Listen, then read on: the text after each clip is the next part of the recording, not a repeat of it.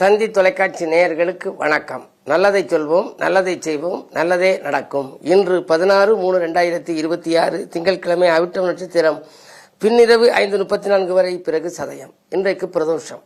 நந்தியை வழிபட்டு நலம் காண வேண்டிய நாள். ஜாதகத்தில் எந்த விதமான தோஷம் இருந்தாலும் சரி, இந்த பிரதோஷங்கிற சொல்லிலே தோஷம் இருக்கு பாருங்க. இந்த பிரதோஷங்கிற நேரத்தில் நந்தி, சிவன், உமையவளை நீங்கள் வழங்கணுமா? நந்தி கொம்பு ஒளியே நாயகனாம் சிவபெருமானை பார்த்தால் நீங்கள் சிந்தித்த காரியங்கள் எல்லாம் ஜெயமாகும். எந்த தோஷம் இருந்தாலும் அதில் விலகி உங்களுக்கு நல்ல பலன்கள் கிடைக்கும். இந்த நந்தியை கும்பிடுவதற்கு தமிழ்நாட்டில் எல்லா ஆலயங்கள்லையும் சிவாலயங்கள்ல நந்தி இருக்கு. விதவிதமாக இருக்கும். சில நந்திகள் நம்ம பார்த்து வாயும், சாமி பார்த்து வாலும் இருக்கும். சில நந்திகள் அதனுடைய முகம் நம்மளை பார்த்துருக்கும், சாமி அம்மனை பார்க்காம எதிர்த்தாப்புல பார்க்கும். இப்படி வித்தியாசமான நந்திகள்லாம் தமிழகத்தில் ஏராளமாக இருக்கு. அவற்றை எல்லாம் நிறைய நான் பல ஆலயங்களுக்கு போய் பார்த்துருக்கேன். நாடி ஜோதிட ரீதியாக சில நந்திகள் வருது. இப்போ மதுரைன்னு எடுத்துக்கிட்டால் நன்மை தருவார் கோயில் நந்தியை நாடுனே வரும். அது சில ராசிகளுக்கு மட்டுமல்ல, யாராக இருந்தாலுமே நந்தியை கும்பிடுறது ரொம்ப நல்ல சிறப்பு வழிபாடு. இந்த நந்தியில சமீபத்தில் அறந்தாங்கிக்கு பக்கத்தில் ஒரு 20 கிலோமீட்டர் தூரத்தில் கீரமங்கலம்ங்கிற ஒரு ஊருக்கு நான் சமீபத்தில் போயிருந்தேன். அதை நான் கேள்விப்பட்டு போனேன். இது மாதிரி அங்கே ஒரு பெரிய புனிதமான ஆலயம் இருக்கு, பல ஆயிரக்கணக்கான ஆண்டுகளுக்கு முன்னால் உள்ள ஆலயம்னு. நீங்க பாருங்க, எங்க பார்த்தாலும் நீங்க நாயன்மார்கள் சிலையெல்லாம் பார்த்துருப்பீங்க. அதே மாதிரி பட்டினத்தார் சிலை பார்த்துருப்பீங்க. ஆனால் நக்கீரருடைய சிலை இருந்த ஆலயத்தை நான் பார்த்ததில்லை. அது அங்கே அந்த நக்கீரருடைய சிலை இருக்கு. அந்த கோயிலுக்கு முன்னால பெரிய அளவில் வச்சு தலைமை புலவர் நக்கீரர்னு எழுதி நக்கீரர் சிலை இருக்கு. நக்கீரமங்கலம் அப்படிங்கிறத இப்ப கீரமங்கலம்னு வந்திருக்கு அப்படின்னு சொல்லி அங்கே உள்ள ஒரு செவிவழி செய்தின்னு சொல்லி அங்கே உள்ள குருக்கள்கிட்ட அந்த ஸ்தல வரலாறு கேட்டேன். அங்கே ஒரு போர்டுலையும் எழுதி இருக்கு. இந்த கீரமங்கலத்தில் என்ன ஒரு பெருமை அப்படின்னா, முதல்ல நக்கீரர் மதுரையில் வாழ்ந்துட்டாரு. பெண்களின் கூந்தலுக்கு இயற்கை மனம் உண்டா அப்படிங்கிறதுல சிவனோடு மோதினாரு. நெற்றிக்கண்ணை திறந்தாலும் குற்றம் குற்றமே அப்படின்னு சொல்லி சொல்ற மாதிரி நக்கீரருடைய இதெல்லாம் நீங்க பார்த்துருப்பீங்க. அப்படிப்பட்ட அவர் சொன்னதுல நான் சொன்னது ஏதாவது தவறு இருக்கான்னு சொல்லி கேட்டாராம். அந்த அறந்தாங்கியில உள்ள அந்த கீரமங்கலம்ங்கிற ஊர்ல நக்கீரர் போய் சிவன்கிட்ட கேட்டாராம், நீ சொல்லியது பொய்யல்ல, அது மெய் அப்படின்னாராம். அதனால சாமிக்கு பேரு மெய் நின்ற நாதர் அப்படின்னு இருக்கு. அம்பிகை ரொம்ப அழகா அற்புதமா இருக்கு. அந்த அம்பிகையும் சிவனையும் கும்பிடுறதுக்கு நான் போன போது 10th படிக்கிற குழந்தையெல்லாம் பரீட்சை எழுதுறதுக்கு முன்னாடி கும்பிட வந்தாங்க. காரணம், நக்கீரர் வாதிட்டு வெற்றி பெற்றவர். ஆகையினால வழக்கறிஞர்களாக இருப்பவர்கள் பள்ளிக்கூடத்தில் பரீட்சை எழுதுறதுக்கு முன்னாடி, கல்லூரிகளுக்கெல்லாம் போய் தேர்வு எழுதுறதுக்கு முன்னால அந்த தேர்வில் நல்ல மதிப்பெண் பெற நினைப்பவர்கள் எல்லாம் இது மாதிரி புலமை நல்லா வரணும் அப்படின்னா, அந்த வாக்குப்பள்ளிதம் எல்லாம் இருக்கணும், வார்த்தைகள் நல்லா வரணும் அப்படின்லாம் சொன்னா இது மாதிரி கோயில்களுக்கு வரணும்.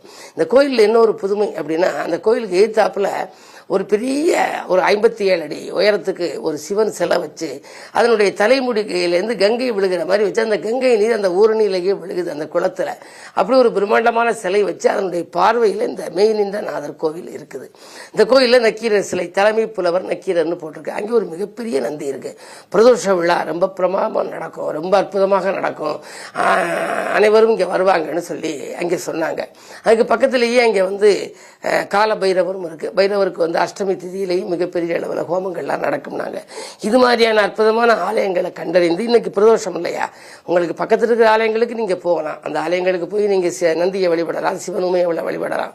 பொதுவாகவே நந்தி நந்தி வந்துருக நலங்கழியாவும் தந்திருகன்னு ஒரு பாட்டுல அந்த குறிப்பிடப்பட்டிருக்குது. என்னன்னா, பள்ளியேறி பக்கத்தில் இருக்கும் நந்தி, பார்வதியின் சொற்கேட்டு சிரிக்கும் நந்தி, நல்லதொரு ரகசியத்தை காக்கும் நந்தி, நாள்தோறும் தண்ணீரில் குளிக்கும் நந்தி அப்படின்னு ஒரு பாரா வரும்.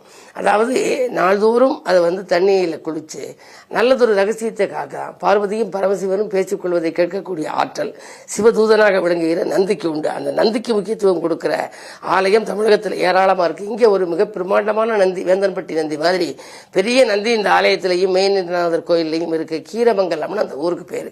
அறந்தாங்கியிலிருந்து ஒரு 21 கிலோமீட்டர்ல வருது. நக்கீரமங்கலம் அப்படிங்கிறது நக்கீரர் கும்பிட்டதுனால இது ஒரு செவிவழி செய்தியாக சொன்னாங்க. ஆனா போர்டுல அதனுடைய அந்த வரலாறுகள்லாம் இங்கே வெளியில எழுதி இருக்குது. அற்புதமான திருக்கோயில். இது மாதிரியான ஆலயங்களை எல்லாம் தேர்ந்தெடுத்து நீங்கள் வழிபட்டால் உங்களுடைய வாழ்க்கையில் எல்லா வளமும் நலமும் கிடைக்கும். பொதுவாக நக்கீரன் வாதிட்டு வென்றவர்ங்கிறதுனால வழக்கறிஞர்களாக இருப்பவர்கள், அதாவது வழக்குகள்லாம் நடக்கிறவங்க எல்லாம் வெற்றி பெறறதுக்கு, படிப்புல தேர்ச்சி பெற, படிச்சு எழுதுறதுக்கு முன்னால கும்பிடணும். குழந்தைகளை கூட்டிட்டு போய் எப்படி நம்ம கலைமகளுக்கு உள்ள கோயில் பூந்தோட்டத்துக்கு போறோமோ அது மாதிரி என்ன கோயிலுக்கு நம்ம இந்த ஹயக்ரீவர் கோயிலுக்கெல்லாம் போறோம், அது மாதிரி இந்த கோயிலுக்கு கோயிலுக்கு போனாலும் நமக்கு என்ன கோரிக்கையோ அது நிறைவேறக்கூடிய ஆற்றல் அந்த தெய்வத்துக்கு உண்டு, நிறைவேற்றக்கூடிய ஆற்றல் அந்த தெய்வத்துக்கு உண்டு. மெய் நின்ற நாதர் மெய்யானவராக இருக்கிறார் என்று சொல்லி இந்திய ராசி பலன்களை இப்பொழுது உங்களுக்கு வழங்கப் போகின்றேன்.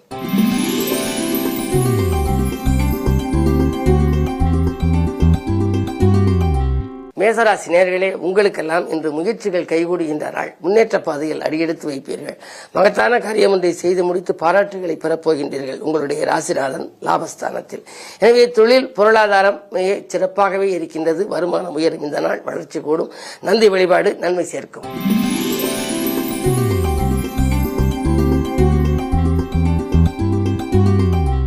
ரிஷபராசினியர்களே, உங்களுக்கெல்லாம் இன்றைக்கு குடியிருக்கும் வீட்டால் ஏற்பட்ட பிரச்சனை அகலும் நாள். கொள்கை பிடிப்போடு செயல்படுவீர்கள். அலைபேசி மூலம் உங்களுக்கு அதிகாலையிலேயே நல்ல தகவல் வரலாம். பண தேவைகள் உடனுக்குடன் பூர்த்தியாகும். புதிய தொழில் தொடங்கும் திட்டங்கள் கூட நிறைவேறுவதற்கான வழிபிறக்கும். இந்த நாள் நல்ல நாள்.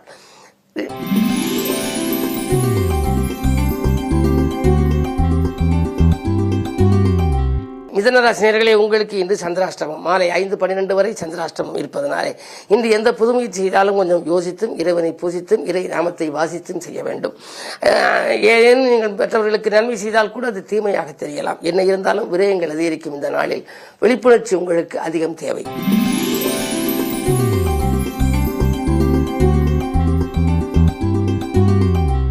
கடகராசினியர்களே, உங்களுக்கு காலை முதல் நல்ல தகவல்கள் கிடைக்கும். ஆனால் மாலை 5:12க்கு மேல் சந்திராஷ்டமம். எனவே மாலை நேரத்தில் கொஞ்சம் குழப்பங்கள் இருக்கலாம், மனக்லேசங்கள் வரலாம்.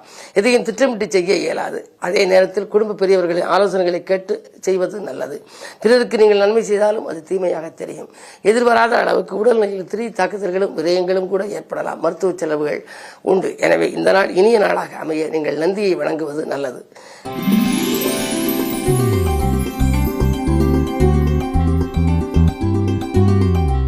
சிம்மராசினியர்களே, உங்களுக்கு ஜென்மத்தில் கேது. ஆன்மீக நாட்டம் அதிகரிக்கும். அதிகாலையிலேயே உங்களுக்கு புதிய ஆலயங்களுக்கு சென்று வழிபட்டு வர வேண்டும் என்ற ஒரு எண்ணம் மேலோங்கும். உங்களுடைய ராசிக்கு அஷ்டமத்தில் சனி இருந்தாலும் சூரியனும் சுக்கிரனும் இணைந்திருக்கிறார்கள். ராசிநாதன் 8ல் சுக்கிரனோடு இணைந்திருக்கின்றார்.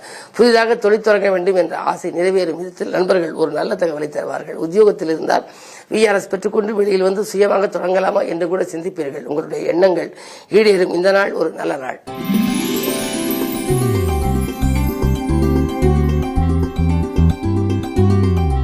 கன்னிராசினியர்களே, உங்களுக்கெல்லாம் அலைச்சல் அதிகரித்தாலும் ஆதாயம் கிடைக்கும் நாள். 10லே குரு இருப்பதனாலே பதவியில் திடீர் மாற்றங்கள் உண்டு.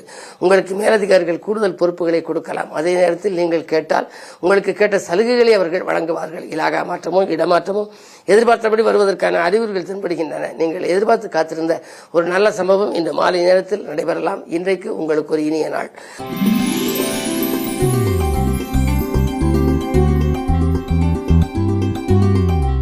துலாம் ராசினியர்களே, உங்களுக்கெல்லாம் இன்று சிக்கல்கள் அகன்று சிரமங்கள் அகன்று நன்மைகள் நடைபெறுகின்ற நாள். 11ஆம் இடத்திலே கேது இருக்கின்றார்.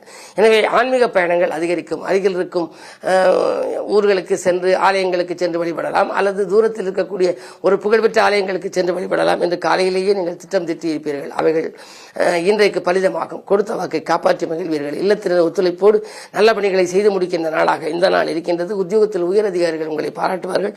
உங்கள் கருத்துக்களை அவர்கள் ஏற்றுக்கொள்வார்கள். இந்த நாள் உங்களுக்கு ஒரு இனிய நாள். மேலும் ஆன்மீக நாட்டம் அதிகரிக்கும் நாள்.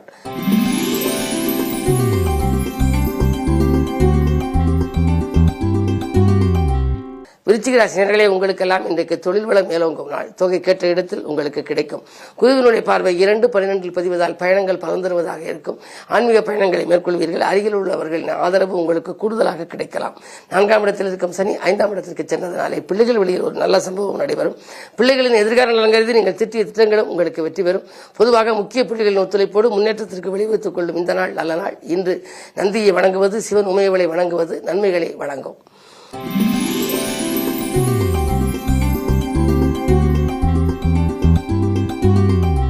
தனுசு ராசினியர்களே, உங்களுக்கு குரு பார்வை இருக்கின்றது. கொடுக்கல் வாங்கல்களில் திருப்தியாக இருக்கும். குடும்பத்தில் குதூகலம் அதிகரிக்கும். குழந்தைகள் நலன்கருதி நீங்கள் எடுத்த முயற்சிகளிலும் வெற்றி உண்டு. சக பணியாளர்களின் ஆதரவோடு உத்தியோகத்திலே நல்ல முன்னேற்றம் காண்பீர்கள். மேலதிகாரிகள் உங்களுடைய கருத்துக்களை ஏற்றுக்கொள்வார்கள். பணியந்திரம் பற்றிய நல்ல தகவல் கூட உங்களுக்கு வரலாம். நாளிலே சனி இருப்பதனாலே ஆரோக்கியத்தில் மட்டும் சிறு சிறு சீர்கேடுகள் வரலாம். அப்போதைக்கு அப்போது கவனித்துக் கொள்வது நல்லது.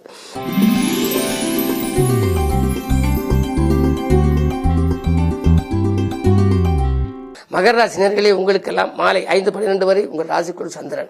சப்தமாதிபதி சந்திரன் ராசியில் இருப்பதனாலே கல்யாண கனவுகள் நனவாகும். கடமையில் இருந்த தொய்வு அகலும். பணி நீக்கம் செய்யப்பட்டவர்கள் மீண்டும் பணியில் சேரக்கூடிய வாய்ப்பு உண்டு. புது முயற்சிகளில் வெற்றி கிடைக்கும். சுபகாரிய பேச்சுக்கள் கைகூடும். குழந்தைகளின் எதிர்கால நலங்கிறது நீங்கள் எடுத்த முயற்சிகள் அதன் மேல் படிப்புக்காகவோ அல்லது மேல்நாடு சென்று பணிபுரிய வேண்டும் என்ற நினைவுக்காகவோ நீங்கள் செய்த முயற்சிகளில் வெற்றி கிடைக்கும். இந்த நாள் நல்ல நாள்.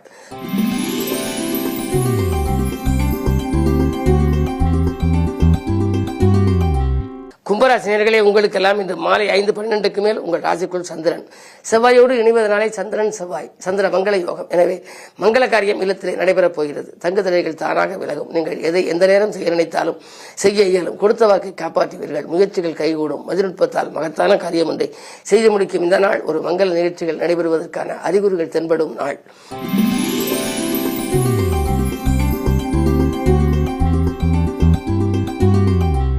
மீனராசினியர்களே உங்களுக்கெல்லாம் கரைந்த சேமிப்புகளை ஈடுகட்டும் நாள். கவலைகள் தீர புதியவர்கள் ஆலோசனை கை கொடுக்கும். அது மட்டுமல்ல, உங்களுக்கு முக்கிய புள்ளிகள் இன்றைக்கு இல்லம் தேடி வந்து உங்கள் முன்னேற்றத்திற்கு வழிகாட்டுவார்கள். சூரியன் நன்றாக இருப்பதனால் அரசு வழியில் இருந்த பிரச்சனைகள் அகலும். அது மட்டுமல்ல, சுக்கிரனும் உச்சம் பெற்றிருக்கின்றார். ஆடை ஆபரண சேர்க்கை உண்டு. இல்லத்திற்கு தேவையான அத்தியாவசிய பொருள் ஆடம்பர பொருட்களை வாங்குவதில் ஆர்வம் காட்டுவீர்கள். மாலை நேரத்தில் ஒரு ஆன்மீக பயணம் அது மகிழ்ச்சிகரமான பயணமாக இருக்கும். குடும்பத்தாருடன் குதூகல பயணமாகவும் இருக்கலாம். இந்த நாள் நல்ல நாள், வெற்றிகரமான நாள். மேலும் விவரங்கள் அறிய தினத்தந்தி படியுங்கள்.